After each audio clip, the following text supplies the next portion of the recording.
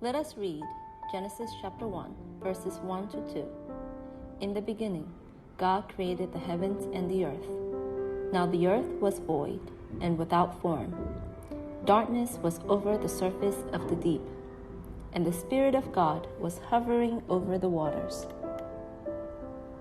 If we say that in verse 1 the concept of nothingness is still hidden, and it is only implied in the concepts of the beginning and created, then in the second verse, through the words void, without form, and darkness, reveals the utter emptiness or nothingness.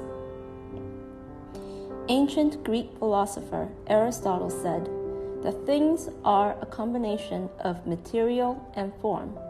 Thus, emptiness is lack of material and without form, or lack of form. In other words, the starting point of God's creation is very clear. God created from nothing. What does the concept of darkness mean? I believe that darkness corresponds with the emptiness of non-substance. What is non-substance? Borrowing from Aristotle's vocabulary, non-substance is the spiritual product of men. Therefore, the word darkness here not only points to the fact that physical light hasn't yet been created, but more importantly, it metaphorically indicates that human, as the subject in the universe, has not yet been created. If the recognition subject of all things are still in non-existent, then even if the substance in all things exists, the earth is still in darkness.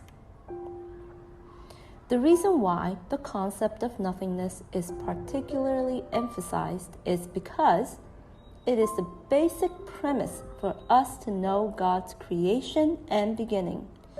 Without a profound and true understanding of nothingness, it is difficult to truly understand God's creation.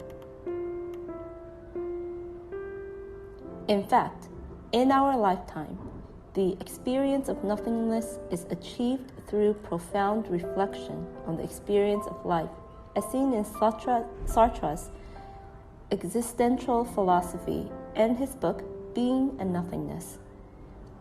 Another common way to experience nothingness is through pain, defects, illness, and death in the body. Without the experience of nothingness, people cannot truly experience life, and therefore cannot understand the true greatness and beauty of the creation of God. In verse 2 says, the Spirit of God hovering over the waters. In verse 2, nothingness, void, and darkness were swept away, and a new picture appeared, the Spirit of God hovering over the waters. How fresh and lively.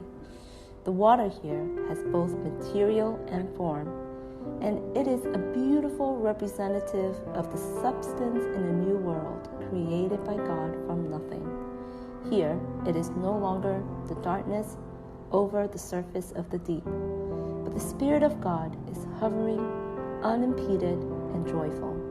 This Spirit of God hovering over the water is the cognitive agent, the source of human life, and the source of all non-physical things. Hallelujah. Note, the connection between the Spirit of God and the light, knowledge, and human life is not revealed until the Gospel of John.